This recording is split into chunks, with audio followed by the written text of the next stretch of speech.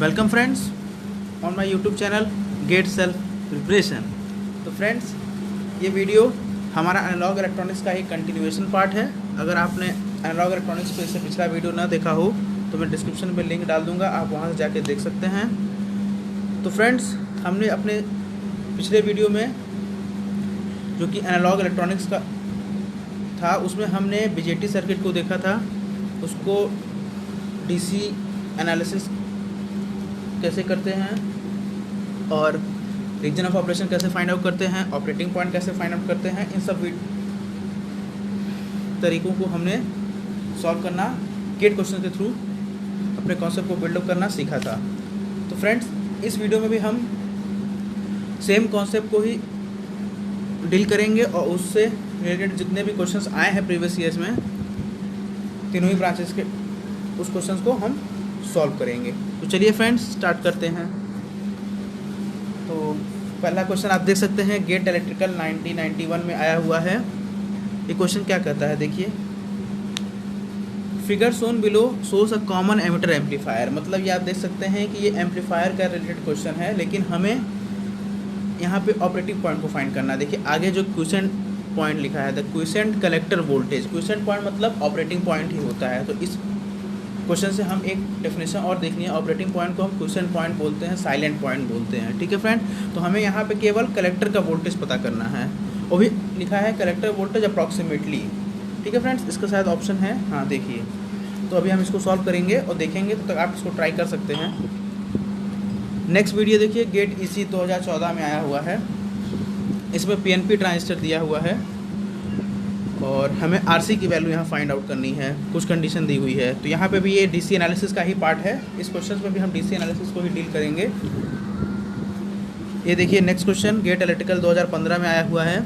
यहाँ पे silicon transistor दिया हुआ है, बीटा की वैल्यू दी है, कलेक्टर का वोल्टेज दिया हुआ है। हमें यहाँ जो बाइसिंग रजिस्टर्स हैं उनका रेशियो पता करना है। तो इसको भी हम सॉल्व करेंगे। ये भी सेम रीजन ऑफ ऑपरेशन पे बेस्ड क्वेश्चन है। कुल मिला के हमें यहाँ केवल और अपने आप को इम्प्रूव करना है, कैसे बीजेटी सर्किट की डीसी एनालिसिस बहुत ही ईजी तरीके से की जा सकती है। तो ये सभी क्वेश्चंस के थ्रू हम उस कॉन्सेप्ट को अपना बूस्टअप करेंगे। ये क्वेश्चन भी देखिए सेम आर्टिकल 2015 में आया हुआ है। सेम जैसे पिछला आपको लग रहा होगा, सर्किट लगभग सेम ही है। इसमें भी हमको बाइसिंग रेजिस्टेंस का रेशियो है, लेकिन यहाँ पे कुछ चीज़ें चेंज हैं, उसको हम सॉल्व करेंगे। और यहाँ पे बोल दिया है कि ट्रांजिस्टर एक्टिव मोड में है। तो क्वेश्चन स्टूडेंट्स प्लीज़ ध्यान से पढ़िए, क्वेश्चन में काफ़ी इन्फॉर्मेशन छुपी होती है। ठीक है, तो इसको भी हम सॉल्व करेंगे। ये क्वेश्चन देखिए गेट इलेक्ट्रिकल 2014 में आया हुआ है। ये भी यहाँ पे भी बोल दिया है कि ट्रांजिस्टर, देखिए कहा है should be always in active region. मतलब हमें ट्रांजिस्टर को किसी तरीके से यहाँ कुछ भी करके एक्टिव रीजन में रखना है, तो उससे मैक्सिमम वैल्यू आरसी की निकालनी है। तो इसको भी हम सॉल्व करेंगे फ्रेंड्स। तो चलिए स्टार्ट करते हैं। तो आप फर्स्ट क्वेश्चन को देखिए। तो फ्रेंड्स, इसमें देखिए बोला है कि कॉमन एमिटर एम्पलीफायर है ये। तो आप देखिए बीजेटी को ऐसा एम्पलीफायर हम यूज़ करते हैं जब वो एक्टिव रीजन में होते हैं। यहाँ हमें चेक करने की जरूरत नहीं है कि हमारा एक्टिव रीजन में है कि सैचुरेशन रीजन में है, क्योंकि सीधे क्वेश्चन में गिवन है कि एम्पलीफायर है। ठीक है फ्रेंड्स, तो अब एम्पलीफायर को बीजेटी रीजन में, अगर बीजेटी को एम्पलीफायर की तरह ऑपरेट करना है तो उसको हमको बायसिंग रजिस्टर के थ्रू उसको बायस करना होता है, उसकी ऑपरेटिंग पॉइंट सेट करना होता है। तो उसी ऑपरेटिंग पॉइंट को अगर एनपीएन ट्रांजिस्टर है तो ऑपरेटिंग पॉइंट इसी को बोलते हैं कलेक्टर टू एमिटर वोल्टेज। यहाँ पे जो कलेक्टर टू एमिटर वोल्टेज होता है और जो आईसी करंट फ्लो करती है उसी को हम ऑपरेटिंग पॉइंट बोलते हैं या क्वेश्चन पॉइंट। तो उस ऑपरेटिंग पॉइंट में हमें केवल कलेक्टर का वोल्टेज पूछा है। अगर हमको कलेक्टर टू एमिटर वोल्टेज पता है और एमिटर का वोल्टेज पता है तो हम कलेक्टर वोल्टेज निकाल सकते हैं। मतलब कुल मिला के यहाँ हमें डीसी एनालिसिस ही करना है, ये हमें यहाँ पे क्लियर होना चाहिए। तो चलिए फ्रेंड्स, इसको सर्किट को रीड्रॉ करते हैं और सॉल्व करते हैं।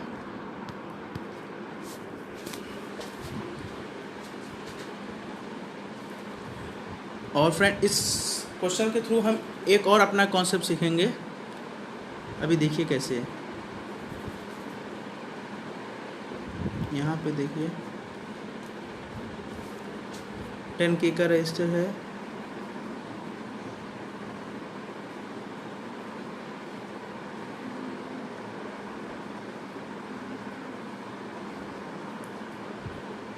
ये बायसिंग वोल्टेज है, सोर्स है, डीसी सोर्स। हमें कलेक्टर टर्मिनल का वोल्टेज पता करना है।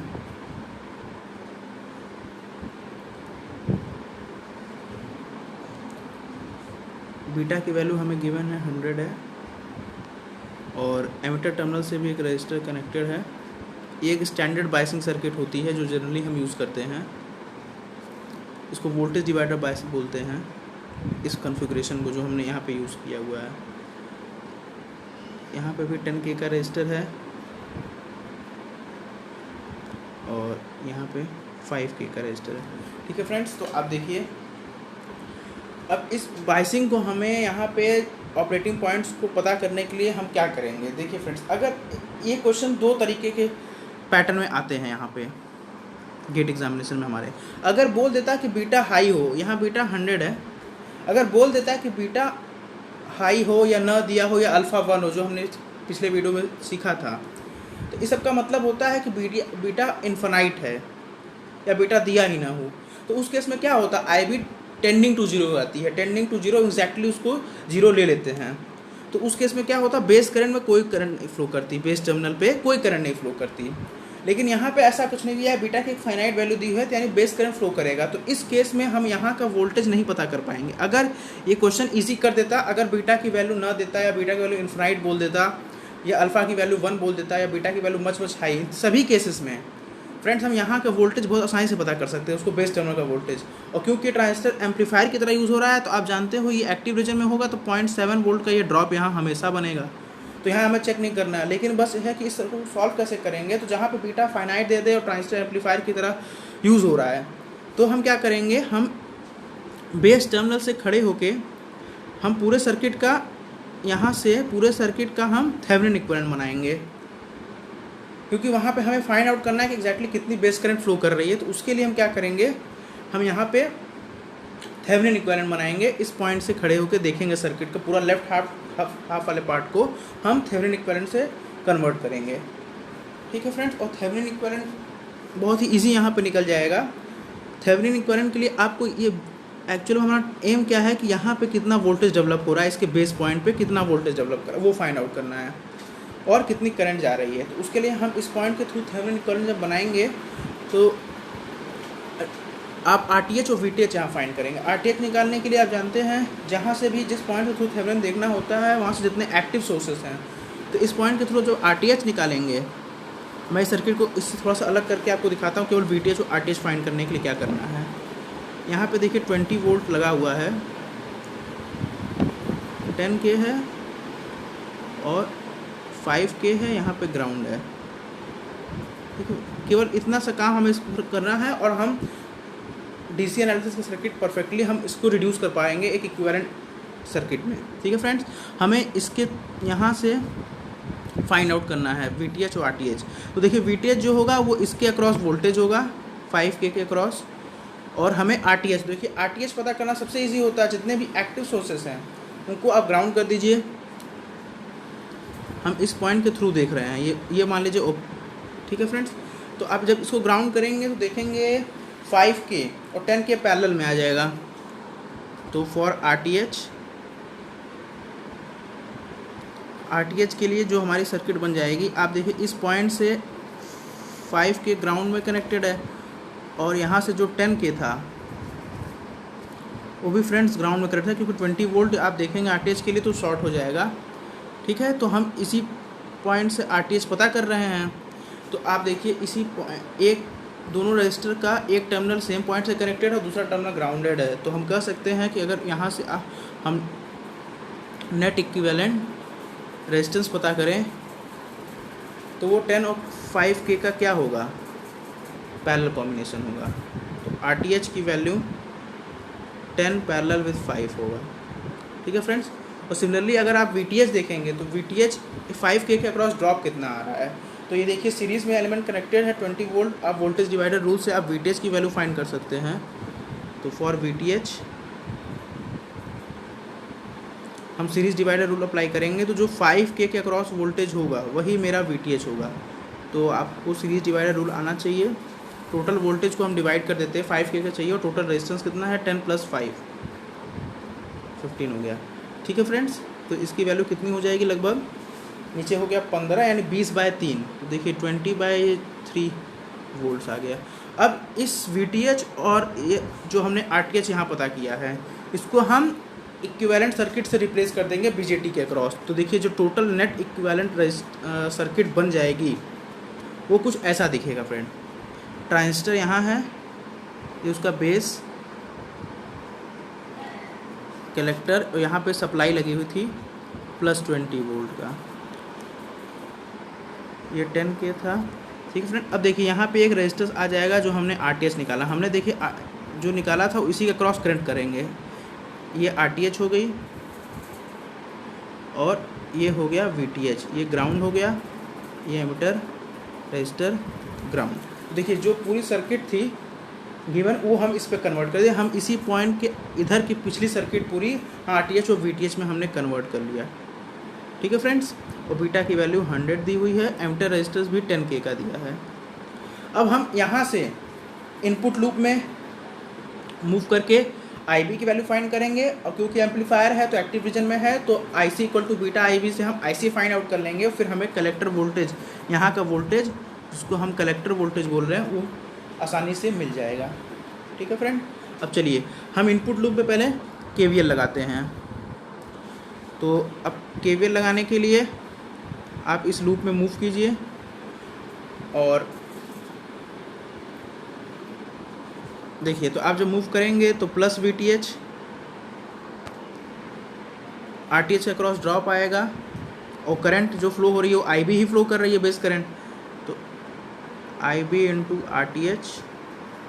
अब देखिए एक्टिव रीजन में है तो यहाँ प्लस माइनस का ड्रॉप 0.7 का आएगा। ठीक है फ्रेंड्स। और एक और ड्रॉप आएगा एमिटर रजिस्टर के थ्रू,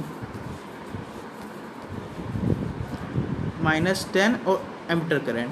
ठीक है फ्रेंड, ये = 0 होना चाहिए। अब देखिए एक्टिव रीजन के लिए एमिटर और बेस करंट के बीच में रिलेशन है, क्योंकि ट्रांजिस्टर एम्पलीफायर में की तरह बिहेव हो रहा है तो एक्टिव रीजन में बायस्ड होगा।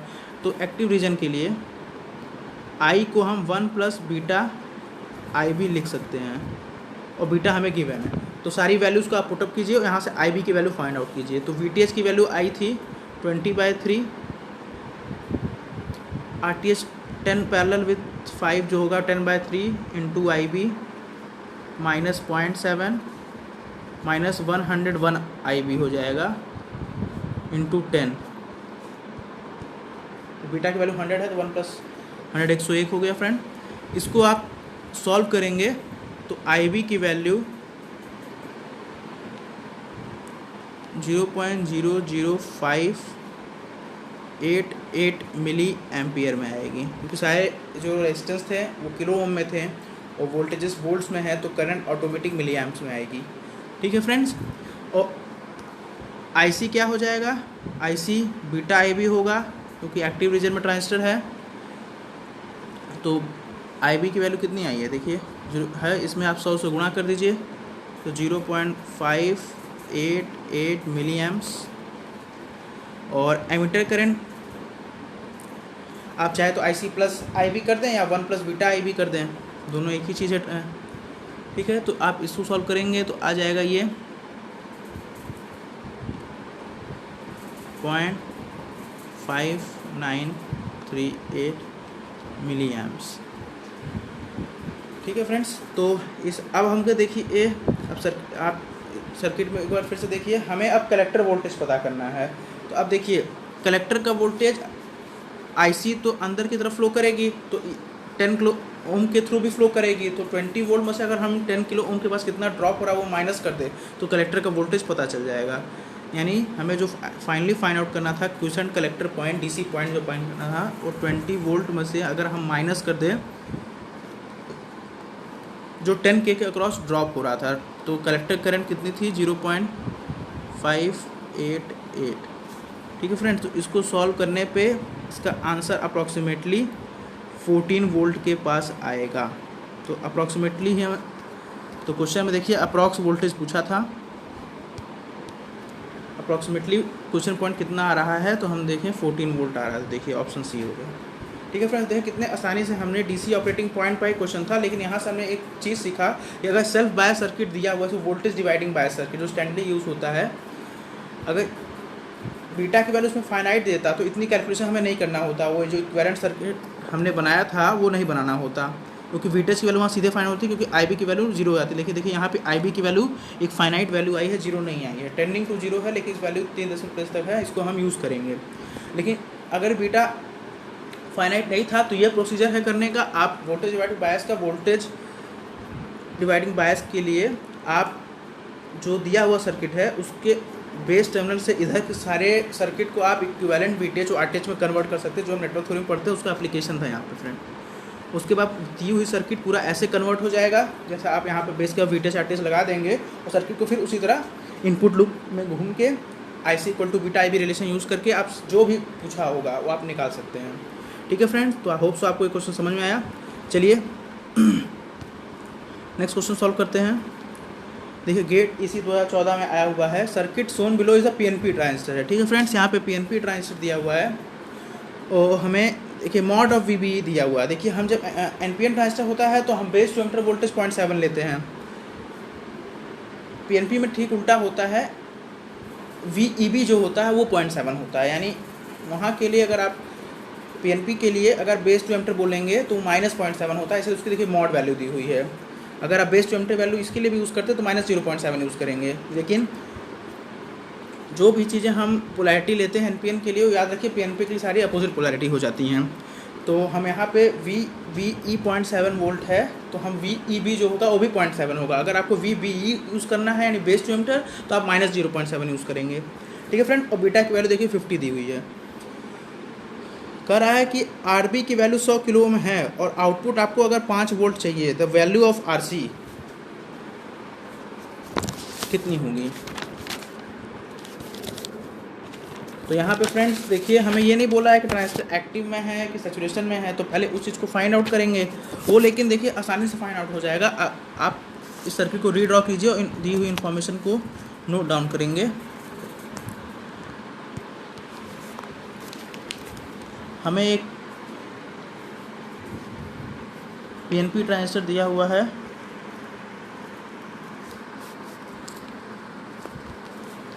आरसी की वैल्यू हमें फाइंड आउट करनी है, और ये कलेक्टर का वोल्टेज है, ये 5 वोल्ट दिया हुआ है कलेक्टर का वोल्टेज। हमें कलेक्टर का voltage VC equal to 5 volt दिया है। ठीक है फ्रेंड्स, और 100 किलो ओम का रेजिस्टर है, एमीटर से 10 वोल्ट की बैटरी लगी हुई है। तो देखिए फ्रेंड ये पीएनपी ट्रांजिस्टर है तो करंट अंदर की ओर दिखाते हैं हम, और बीटा की वैल्यू 50 दी हुई है।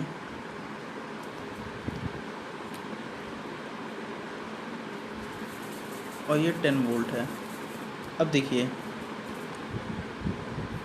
यहाँ पे जो ये एमीटर करंट होगी IE, तो वो 2 भाग में डिवाइड हो जाएगी। इधर की तरफ बेस से IB फ्लो कर जाएगी इस साइड, और IC ऐसे फ्लो करेगी यहाँ पे। ठीक है फ्रेंड्स, ये पोलैरिटी बनेगी IC, और हमें VC पोटेंशियल इस पॉइंट का वोल्टेज कलेक्टर वोल्टेज 5 वोल्ट दिया हुआ है। अब देखिए हमें RC की वैल्यू फाउंड करनी है, लेकिन यहाँ पे ये नहीं बताया कि मेरा ट्रांजिस्टर पैसिव है, एक्टिव रीजन में है कि सैचुरेशन रीजन में है। देखिए हमने एनपीएन ट्रांजिस्टर में पढ़ा था कि अगर एक्टिव रीजन में होगा तो collector to emitter voltage 0.2 volt से ज़्यादा होगा। यहाँ पे ठीक वो पोलैरिटी पलट जाएगी पीएनपी के लिए, यहाँ पे VEC मतलब एमिटर टू कलेक्टर वोल्टेज 0.2 से ज़्यादा होना चाहिए। अब देखिए यहाँ का वोल्टेज हमें दिया है 5 वोल्ट है, और कलेक्टर टर्मिनल का वोल्टेज ये 10 वोल्ट की सप्लाई ही है, क्योंकि नीचे ग्राउंड है। तो कलेक्टर टर्मिनल का वोल्टेज 5 वोल्ट है, एमिटर टर्मिनल का वोल्टेज ये 10 वोल्ट ही होगा। तो यानी यहाँ पे जो एमिटर टर्मिनल की वैल्यू है वोल्टेज वो 10 वोल्ट है। अब देखिए 10 - 5, क्योंकि हमें एमिटर माइनस कलेक्टर करना पड़ेगा पीएनपी के लिए, वो 5 वोल्ट है जो कि 0.2 से ज़्यादा है। इसका मतलब ये हमें बताता है कि मेरा ट्रांजिस्टर एक्टिव रीजन में ही है, मतलब सारी कैलकुलेशन हमें एक्टिव रीजन करके फाइंड आउट करनी है कि आरसी की वैल्यू क्या होगी। ठीक है फ्रेंड्स, तो यहाँ से ये हिंट पता चल गया। अब देखिए अब IB इधर की तरफ फ्लो करेगा तो प्लस माइनस का ड्रॉप ऐसे बनेगा, और यहाँ पे एमिटर टू बेस वोल्टेज का ड्रॉप होगा ट्रांजिस्टर के पास 0.7 वोल्ट का। ये चीज़ें और हमें यहाँ ध्यान रखनी है। यानी यहाँ पे जो ये मॉड ऑफ वी की वैल्यू दिया है उसका एक मतलब है, क्योंकि हम जनरली वी की वैल्यू हम जनरली एनपीएन ट्रांजिस्टर के लिए बोलते हैं। तो इसकी वैल्यू 0.7 देने का मतलब है कि एनपीएन होता, अगर फॉर एनपीएन तो V B E base to emitter voltage 0.7 होता। फॉर पी एन पी अगर आप केवल बेस टू एमिटर वोल्टेज को ले सॉल्व करेंगे तो ये -0.7 है। तो हमने इसी को पलट लिया है, हमने एमिटर टू बेस वोल्टेज बना दिया है, तो वो साइन पलट जाएगा, 0.7 वोल्ट ही रहेगा। ठीक है फ्रेंड्स, तो चलिए अब हमें कुछ करना नहीं है। इनपुट लूप में आप एक बार केवीएल लगा दीजिए, क्योंकि हमने पहचान लिया कि ट्रांजिस्टर एक्टिव रीजन में है। फिर IC = बीटा IB कर लेंगे और हमारा रिलेशन आ जाएगा। ठीक है फ्रेंड्स, तो चलिए सॉल्व करें। इनपुट लूप में आप केवीएल घूमिए, देखिए फिगर को, हम इधर से मूव करना शुरू करेंगे, ऐसे मूव करेंगे हम। ठीक है फ्रेंड्स, देखिए 10 वोल्ट का राइस आएगा, वोल्टेज राइस 10 वोल्ट का है। फिर ड्रॉप है -0.7 का, प्लस माइनस हम बाद का साइन लेते हैं केवीएल में। और फिर आप देखेंगे 100 किलो ओम के अक्रॉस ड्रॉप है इनटू IB, ये वैल्यू = 0 होगा। KVL complete. अब यहाँ से आप IB की वैल्यू बड़ी इजीली फाइंड कर सकते हैं। तो IB की वैल्यू कितनी आ जाएगी, 9.3 डिवाइड बाय 100 मिली एम्प्स। ठीक है फ्रेंड्स, अब क्योंकि ट्रांजिस्टर हमने पहचाना एक्टिव रीजन में है तो IC = बीटा IB होना है।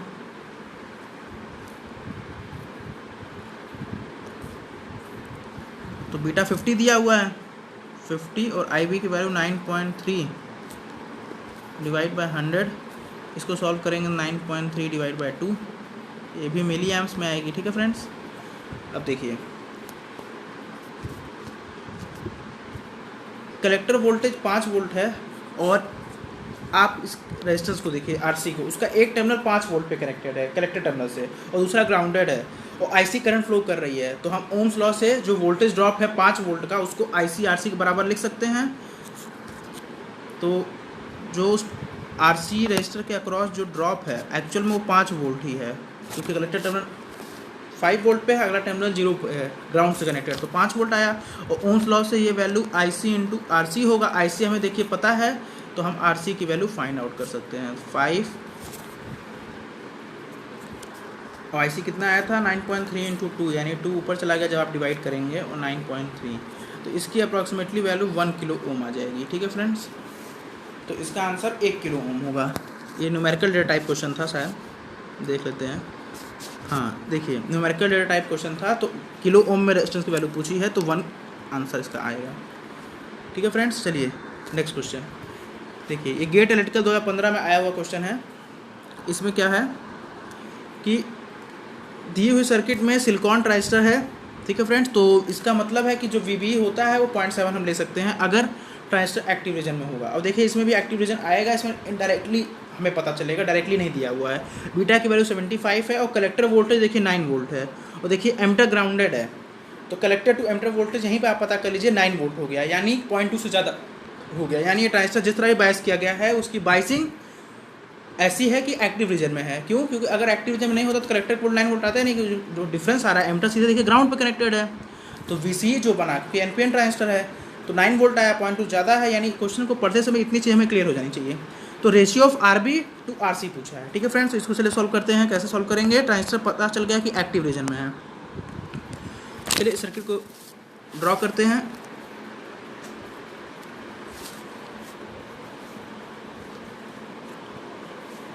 क्वेश्चन में क्या गिवन है देखिए,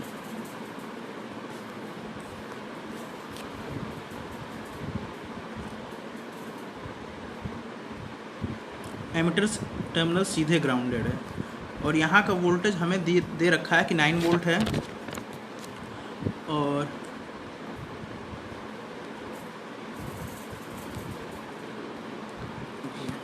देखिए यहाँ की सप्लाई 15 वोल्ट है, ये RC वाला रजिस्टर है और ये RB रजिस्टर है। ठीक है फ्रेंड्स, अब देखिए हमें ये तो पता चल गया कि जो कलेक्टर टू एमिटर वोल्टेज है, क्योंकि एमिटर सीधे ग्राउंडेड है तो collector to emitter voltage 0.2 volt से ज़्यादा है, तो ट्रांजिस्टर मेरा एक्टिव रीजन में है और बीटा की वैल्यू 75 दी हुई है।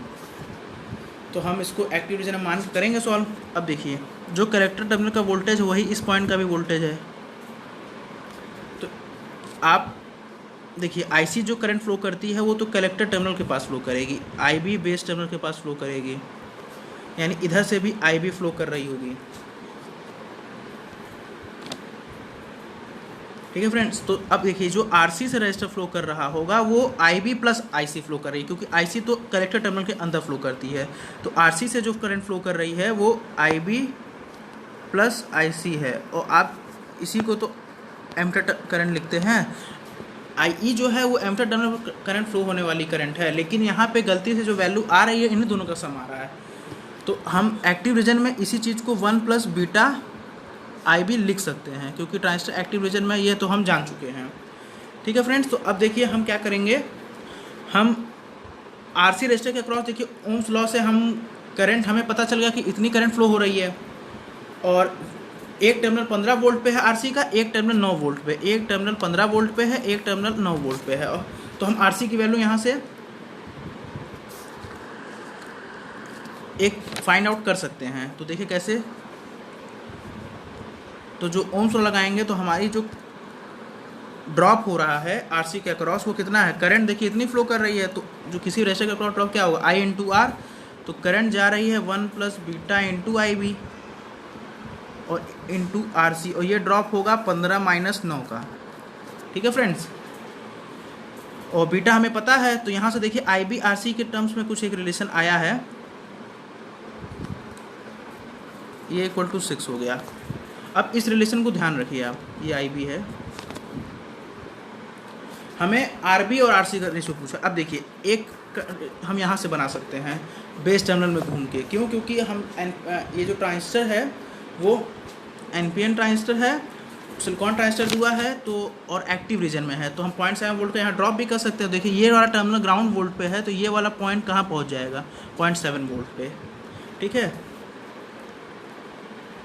तो और ये वाला टर्मिनल का वोल्टेज देखिए 9 वोल्ट दिया हुआ है, क्योंकि कलेक्टर वाला वोल्टेज है, और ये वाला टर्मिनल का वोल्टेज 0.7 होगा, यानी कि जो वीबी है यानी वो 0.7 वोल्ट हुआ, क्योंकि एमीटर ग्राउंडेड है और base to emitter voltage 0.7 volt का ड्रॉप होता है सिलिकॉन ट्रांजिस्टर के लिए, और जो कलेक्टर वोल्टेज है वो 9 वोल्ट है, दोनों ही हमें गिवन है। तो हम आरबी के थ्रू जो करंट आईबी फ्लो करेगी वो ड्रॉप, फिर से आप अगर ओम्स लॉ लगाएंगे तो आईबी इंटू आर बी वो 9 माइनस 0.7 होगा। ठीक है फ्रेंड्स, तो आई बी आर बी के बीच में देखिए एक रिलेशन यहाँ से पता चला। आप आई बी की वैल्यू इस इक्वेशन में पुट कर दीजिए, इस इक्वेशन से आई बी की वैल्यू फाइंड आउट कीजिए, और इस इक्वेशन से देखिए, इस इक्वेशन से आप आई बी की वैल्यू फाइंड आउट कर सकते हैं। 9 में से 0.7 घटा दीजिए, 8.3 डिवाइड बाय आर बी। तो क्योंकि हमें आर बी आर सी के बीच में चाहिए था, आई बी को यहाँ से एलिमिनेट कर देंगे, आर बी के टर्म में आ जाएगा। तो 76 आई बी की जगह आप 8.3 आर बी लिख दीजिए इंटू आर सी, ये इक्वल टू 6 हो गया। और इसको आप R B by R C का रेशियो हमसे पूछा है, तो इस फॉर्म में जब आप अरेंज करेंगे और सॉल्व करेंगे तो ये हो जाएगा 76 इंटू 8.3 डिवाइड बाय 6। तो यहाँ से जो R B by R C की वैल्यू आ रही है वो अप्रॉक्सीमेटली 105 आएगा। तो ये न्यूमेरिकल डेटा टाइप क्वेश्चन था, और इसका आंसर जो गेट में दिया हुआ था वो एक रेंज में दिया हुआ था। वो रेंज मैं आपको बता देता हूँ, वो रेंज 100 से लेके 110 था, तो हमारा देखिए 105 आया है, इसकी एक रेंज में वैल्यू दी थी, तो 105 आया है, सेम रेंज में लाई कर रहा है, तो इसका आंसर 105 है, जो कि सही है, क्योंकि गेट में जो इसका आंसर दिया हुआ था वो रेंज में दिया हुआ था। तो ठीक है फ्रेंड्स, यहाँ बस हमें एक्टिव रीजन का इस्तेमाल करना था और देखने आना था कि कैसे वो एक्टिव रीजन ट्रांजिस्टर है। अगर उतना पता चल गया तो फिर क्वेश्चन तो आपको केवल बस इक्वेशंस को फ्रेम करना था एक्टिव रीजन के इक्वेशंस को यूज़ करके। ठीक है फ्रेंड्स, तो चलिए अब देखिए नेक्स्ट क्वेश्चन भी सेम टाइप का जैसा लग रहा है यहाँ पे, लेकिन ट्रांजिस्टर बोल दिया है कि एक्टिव मोड में है। तो क्वेश्चन को ध्यान से पढ़िए, बोला है कि ट्रांजिस्टर एक्टिव मोड में है। ठीक है, और कहा है कि फॉलोइंग सर्किट में ट्रांजिस्टर एक्टिव मोड में है और कलेक्टर का वोल्टेज 2 वोल्ट है। अब अगले बार कह रहा है कि कलेक्टर का वोल्टेज अब 4 वोल्ट होगा, तो हमने आरसी को एक, यहाँ पे आरसी डैश है, ये मिस हो गया था, ये आरसी डैश है। देखिए कह क्या रहा है, ये कह रहा है कि एक बार ये सर्किट लगी थी जो आपके सामने दिया हुआ है, आरसी लगा था और ये एक्टिव था, बायस करके यहाँ जो कलेक्टर वोल्टेज मेजर किया गया तो वो 2 वोल्ट आया फर्स्ट केस में। ठीक है। अब अगली बार यहाँ पे हमने RC को RC डैश से रिप्लेस कर दिया। RC को हमने RC डैश से जब रिप्लेस किया तो वोल्टेज 4 वोल्ट आ गया। तो आपको वो RC डैश बाय RC का रेशियो निकालना है। तो चलिए इसको कैसे सॉल्व करते हैं। ट्रांजिस्टर एक्टिव मोड में है, यहाँ पे ये गिवन है। ठीक है फ्रेंड्स, अब देखिए सर्किट को रीड्रॉ करते हैं।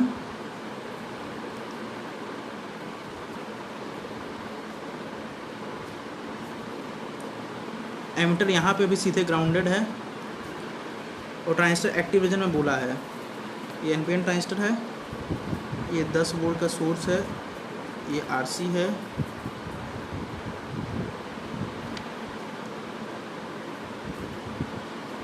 और बेस पे RB कनेक्टेड है। तो फ्रेंड्स इसको देखिए, यहाँ पे हमसे फर्स्ट केस में कलेक्टर का वोल्टेज हम उसको VC1 कर दे रहे हैं जब वो 2 वोल्ट था।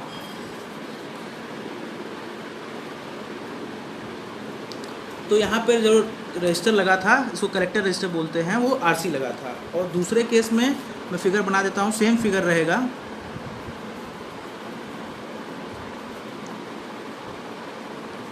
यहाँ पे वोल्टेज दूसरे केस में 4 वोल्ट आ रहा है, तो यहाँ का रेजिस्टेंस RC डैश कनेक्टेड है। ये 10 वोल्ट की सप्लाई है और यहाँ पे RB सेम है। तो कह रहा है कि RC और RC डैश का रेशियो निकालना है। आप देख सकते हैं फ्रेंड्स। अब देखिए एक्टिव रीजन में ट्रांजिस्टर है, ट्रांजिस्टर एक्टिव रीजन में है, तो आपको पता है कि ये 0.7 वोल्ट का ड्रॉप बनेगा यहाँ पे भी। और देखिए बेस वाले रजिस्टर जो RB है उसका 1.10 वोल्ट पे ही कनेक्टेड है। ये वाला पॉइंट शॉर्ट सर्किटेड है, 10 वोल्ट पे ही है। तो RB रेजिस्टेंस फिक्स है दोनों ही केस में, और दोनों के क्रॉस टर्मिनल फिक्स है। तो IB करंट जो फ्लो करेगी दोनों ही केस में फ्रेंड्स, दोनों ही केस में है, जो आप IB से फ्लो होने वाली करंट, RB से फ्लो होने वाली करंट जो IB होगी वो सेम होगी कि नहीं, ये तो क्लियर हो रहा है ना। दोनों से जो बेस करंट फ्लो करेगी, क्यों? क्योंकि आपने RB रेजिस्टेंस को चेंज नहीं किया और वोल्टेजेस भी फिक्स हैं। 10 वोल्ट इसके टर्मिनल इसके अक्रॉस है, और क्योंकि एक्टिव रीजन में तो 0.7 इसके अक्रॉस है, तो IB करंट हमेशा फ्लो करेगी दोनों ही केस में फ्रेंड। तो अब देखिए IB फिक्स है और ट्रांजिस्टर एक्टिव रीजन में है, तो IC equal to beta IB। तो beta IC equal to beta भी क्वेश्चन में नहीं दिया, लेकिन IC equal to beta IB होगा, तो IC भी फिक्स हो गई। कुल मिला के देखिए IB फिक्स हुआ, एक्टिव रीजन की वजह से IC equal to beta IB होगा। बीटा नहीं दिया है, मान लीजिए कुछ होगा, लेकिन उससे क्या होगा, IC फिक्स हो जाएगी, क्योंकि हर केस में IB फिक्स है दोनों केस में। आप बस RC रेजिस्टेंस को चेंज कर रहे हो दोनों तरफ। ठीक है फ्रेंड्स, तो IC जो यहाँ फ्लो होने वाली करंट है, ये पता चल गया कि ये कांस्टेंट है दोनों ही केस में। बस हमें देखिए यहाँ का वोल्टेज दोनों केस में चेंज हुआ है, तो ऑब्वियस सी बात है जब रेजिस्टेंस चेंज करेंगे तभी चेंज होगा, क्योंकि जो यहाँ का वोल्टेज आएगा, क्योंकि एमीटर देखिए ग्राउंडेड है, तो यहाँ पे जो VC होगा वो कलेक्टर वोल्टेज के बराबर है। ये एक पॉइंट सीखने को मिला। और दूसरा है कि RB से फ्लो करने वाली जो IB है, यानी जो बेस करंट है, वो दोनों ही इसमें कांस्टेंट है। और एक्टिव रीजन में है तो IC equal to beta IB से IC कांस्टेंट हो गया। तो यानी कि आप इस RC के अक्रॉस जो ड्रॉप होगा वो टोटली डिपेंड करे क्या रजिस्टेंस वहाँ लगा रहे हैं। तभी देखिए यहाँ पहले 2 वोल्ट था, तो RC की वैल्यू तो ज़्यादा रही होगी, ऑब्वियस सी बात है। और जब आप यहाँ पे ड्रॉप 4 वोल्ट लेके आ गए तो RC को और कम कर दिए होंगे। जब ये रेजिस्टेंस कम होगा तो करंट सेम फ्लो कर रहा है IC ही, तो जब रेजिस्टेंस की वैल्यू कम होगी तो उसका मल्टीप्लिकेशन IC इंटू RC भी कम होगा, तो वोल्टेज ड्रॉप भी कम होगा। यानी यहाँ पे ये समझ में आ गया कि अगर आप कलेक्टर वोल्टेज की इक्वेशन यहाँ पे लिखना चाहेंगे तो वो होगा जो सप्लाई है माइनस IC RC। अब फर्स्ट केस में VC1 कलेक्टर करंट कांस्टेंट हो, इस केस के लिए RC ही दिया हुआ है, तो यहाँ से अगर आप लिखेंगे VC1 की वैल्यू कितनी है, 2 दी थी 10 पहले केस में, और रेजिस्टेंस RC लगा था। अब देखिए दूसरे केस में जब VC2 होगा तो 10, हमने बताया कलेक्टर करंट नहीं चेंज बदलेगी, तो आपको जो कलेक्टर रेजिस्टर लगा है उसको चेंज करना पड़ेगा। तो ये जो VC2 है इसकी वैल्यू 4 वोल्ट हो गई, तो 10 माइनस IC RC डैश। ठीक है फ्रेंड्स, तो आप यहाँ से इस इक्वेशन से और इस इक्वेशन से आप IC RC और IC RC डैश की वैल्यू तो पता कर ही सकते हैं। IC RC कितना आएगा, देखिए IC RC कितना आएगा, इसको इधर ले जाइए, 10 में से 2 घट जाएगा, ये हो गया 8। और उसी तरह आप IC RC डैश के साथ भी करेंगे तो ये वैल्यू हो जाएगी 6। और आप इनका रेशियो ले लीजिए। तो IC से IC कट गया और ये 2 से काट देंगे। और हमें RC dash by RC question पूछा है, तो इसका आप इन्वर्स ले लीजिए। तो ये आपका देखिए RC डैश बाय RC हो गया 3/4 यानी 0.75। तो देखा फ्रेंड्स, इतना कितने आसानी से हमें बस ऑब्जर्व करना था और एक्टिव रीजन और ये जो बाइसिंग है बस इन्हीं को ऑब्जर्व करके इस क्वेश्चन को सॉल्व करना था। तो ऑब्वियस ही बात थी कि जब IB फिक्स है, IC फिक्स है, तो आप कलेक्टर का वोल्टेज चेंज तभी कर पाओगे जब आप रेजिस्टेंस को चेंज करोगे। अब क्योंकि सेकंड केस में वोल्टेज ज़्यादा है तो सेकंड केस के लिए जो रेजिस्टर लगा था वो कम था, तभी देखिए रेशियो 1 से कम आया है, 0.75 ही आया हुआ है। ठीक है फ्रेंड्स, तो देखिए ये भी न्यूमेरिकल डेटा टाइप क्वेश्चन था, इलेक्ट्रिकल ब्रांच में क्वेश्चन पूछा हुआ था। तो इसकी वैल्यू यहाँ पे आप 0.75 भर सकते हो, तो यहाँ पे जो वैल्यू आएगी 0.75। चलिए अब नेक्स्ट क्वेश्चन बढ़ते हैं। आज का लास्ट क्वेश्चन है फ्रेंड्स, इसको देखिए। कहा है कि ट्रांजिस्टर को हमें हमेशा एक्टिव रीजन में रखना है। Transistor in the given circuit should always be in the active region, इसने पहले ही बोला है। और हमें यहाँ पे कुछ डेटा दिया हुआ है कि VB दिया हुआ है और VC सैट। देखिए VC सैट मतलब जो ट्रांजिस्टर सैचुरेशन में पहुँचेगा तो जो कलेक्टर टू एमिटर वोल्टेज होता है वो 0.2 से कम होता है।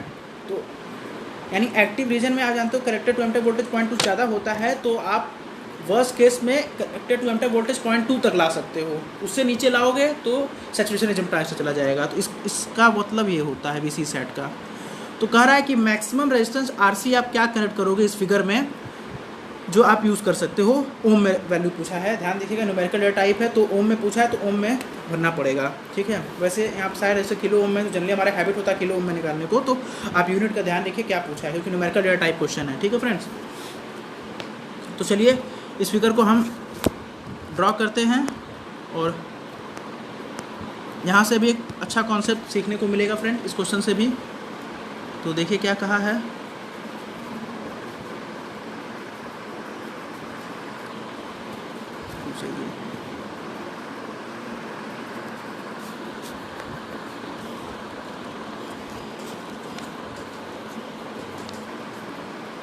और यहाँ पे ग्राउंडेड है, यहाँ 5 वोल्ट है और ये 5 वोल्ट है। देखिए फ्रेंड्स, यहाँ पे 5 वोल्ट दिया हुआ है, ये 2K का रजिस्टर है, बीटा की वैल्यू हमें 100 दी है और NPN ट्रांजिस्टर है। तो हमें RC की मैक्सिमम वैल्यू पूछा है कि जो हम सर्किट में लगा सकते हैं, और ये सप्लाई भी 5 वोल्ट का है। ठीक है फ्रेंड्स, अब देखिए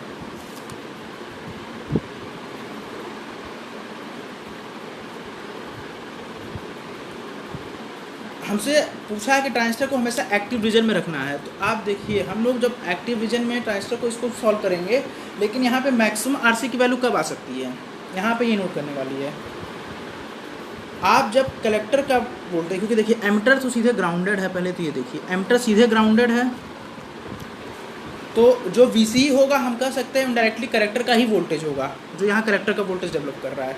अब ट्रांजिस्टर RC की मैक्सिमम वैल्यू आप अगर चूज़ कर लोगे तो आप देखो जब यहाँ से IC फ्लो, यहाँ से IB फ्लो करेगा, यहाँ से IC फ्लो करेगा, तो इसके अक्रॉस ड्रॉप होगा RC। अब आप मैक्सिमम वैल्यू अगर चूज़ कर लोगे तो मैक्सिमम ड्रॉप हो जाएगा। तो 5 वोल्ट में से मैक्सिमम वैल्यू कुछ घट के कलेक्टर वोल्टेज को डिफाइन करेगी। अब है कि फिर भी ट्रांजिस्टर को हमें एक्टिव रीजन में रखना है, तो आप मिनिमम वैल्यू जो सेलेक्ट कर सकते हो वो 0.2 वोल्ट तक आना चाहिए। मतलब हमें कुछ RC की इतनी मैक्सिमम वैल्यू सेट करें कि ड्रॉप होने के बाद 5 में से जो भी ड्रॉप हो RC के क्रॉस वो माइनस हो जाए, कि इतनी वैल्यू आ जाए कि हम यहाँ पे बस 0.2 वोल्टेज रख पाएँ। क्योंकि 0.2 से अगर कलेक्टर वोल्टेज नीचे होगा इस केस के, क्योंकि यहाँ पे एमिटर ग्राउंडेड है, तो आप VC बोलिए चाहे कलेक्टर वोल्टेज बोलिए, दोनों एक ही चीज़ है। अगर उसकी वैल्यू 0.2 से कम हो जाएगा तो ट्रांजिस्टर एक्टिव रीजन में नहीं रहेगा, सैचुरेशन रीजन में रहेगा। तो यहाँ पे हमें ये सीखने को मिला और इसी कॉन्सेप्ट से क्वेश्चन सॉल्व हो जाएगा। ठीक है फ्रेंड्स, तो हमें यहाँ पे एक्टिव रीजन में रखना है बस RC की। जब आप कलेक्टर वोल्टेज को इक्वेट करोगे, जब RC को आप फाइंड कर लोगे बीटा IB रिलेशन को यूज़ करके, इनपुट लूप में घूमिए, आप IB को फाइंड आउट कीजिए, IC equal to beta IB कीजिए, और उससे आप VC जो फाइंड आउट करते थे ना, तो VC की वैल्यू अब यहाँ पे VC है तो आप कलेक्टर की वोल्टेज 0.2 रख दीजिए, क्योंकि वो मैक्सिमम वोल्टेज हो सकता है जो हम कलेक्टर वोल्टेज पर दे सकते हैं, मिनिमम वोल्टेज, जिसके लिए ट्रांजिस्टर एक्टिव रीजन रहेगा। अगर इससे नीचे होगा तो सैचुरेशन चला जाएगा, उसके लिए RC आप मैक्सिमम सेलेक्ट कर पाएंगे। तो आप इनपुट लूप में मूव कीजिए, आप जब इनपुट लूप में मूव करेंगे तो IB की वैल्यू आप फाइंड आउट कीजिए, 5 में से 0.7 ड्रॉप। देखिए यहाँ पे 5 वोल्टेज है इसके और ये एक्टिव रीजन में हमको रखना है, एमिटर ग्राउंडेड है, तो यहाँ 0.7 का जो ड्रॉप आएगा वो इधर चला जाएगा। तो 5/2 ये ओम्स लॉ है, आपको बहुत ही इसलिए ये सब चीज़ें अब आनी चाहिए, प्रैक्टिस से होगा। और इतने क्वेश्चन करने के बाद ये धीरे धीरे हम इसको बिल्डअप कर लेते हैं इस कॉन्सेप्ट को। तो देखिए 4.3/2 मिली एम्प्स। अब हमें एक्टिव रीजन में रखना है, तो हम IC इक्वल टू बीटा आई भी तो यूज़ कर सकते हैं। तो बीटा कितना दिया था 100 और IC हमने 4.3/2 निकाला। तो आप इसको सॉल्व करेंगे तो 215 मिली एम्पीयर आ जाएगा। अब मेन होता है कि आप कलेक्टर वोल्टेज से अगर फाइंड कीजिए तो वो होगा 5 वोल्ट में से जो ड्रॉप आएगा, क्योंकि एमिटर सीधे ग्राउंडेड है तो VCE की वैल्यू कलेक्टर वोल्टेज होगा। तो आप कलेक्टर वोल्टेज की इक्वेशन जो हम अभी तक यूज़ करते आए हैं वो क्या है कि जो कलेक्टर का वोल्टेज होगा वो 5 माइनस IC RC। अब हमें RC को मैक्सिमम होने के लिए for RC to be RC max, अगर हमको RC को RC मैक्सिमम तो यहाँ मैक्सिमम रेजिस्टेंस यूज़ करना है तो कलेक्टर वोल्टेज उस केस में 0.2 होना चाहिए, इतना। अगर इससे कम हो गया तो ट्रांजिस्टर एक्टिव रीजन में रहेगा। ये क्वेश्चन में बोला है कि ट्रांजिस्टर को एक्टिव रीजन में हमें मेंटेन करना है। तो आप VC की जगह 0.2 यूज़ कर लीजिए, 5 में से RC मैक्स यहाँ हमें निकालना है, और IC तो सेम ही रहेगा, अभी तक ट्रांजिस्टर एक्टिव रीजन में करंट तो यही फ्लो करेगी। तो आप IC की वैल्यू यहाँ रख के RC के लिए अगर आप सॉल्व करेंगे RC मैक्स के लिए तो 5 में से 0.2 यानी घट जाएगा और IC से आप डिवाइड कर दीजिए। तो ये आपका, क्योंकि देखिए वोल्टेजेस वोल्ट्स में है और करंट मिली एम्प्स में है, तो ये जो RC की वैल्यू आएगी वो किलो ओम में आएगी। आप इसको ओम में जब बदलेंगे तो RC मैक्स की वैल्यू लगभग 22.3 ओम आ जाएगी।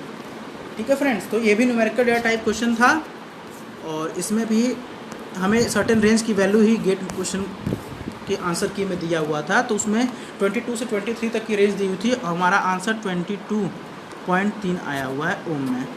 ठीक है फ्रेंड्स, तो देखा आपने कितनी आसानी से हमने क्वेश्चंस को सॉल्व किया, और यहाँ पे सारे क्वेश्चन वही DC एनालिसिस कॉन्सेप्ट पे बेस्ड थे।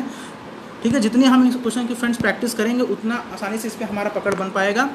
तो ठीक है फ्रेंड्स, आज का सेशन ओवर होता हुआ, होप सो आपको वीडियो समझ में आया होगा। तो फ्रेंड्स, तब तक के लिए आप मेरे वीडियोस को देखते रहिए और चैनल को सब्सक्राइब कीजिए, लाइक कीजिए, शेयर कीजिए और नोटिफिकेशन बेल को प्रेस कर दीजिए ताकि आपको नोटिफिकेशन मिलती रहे। तो till then friends, be safe and thank you for watching my channel.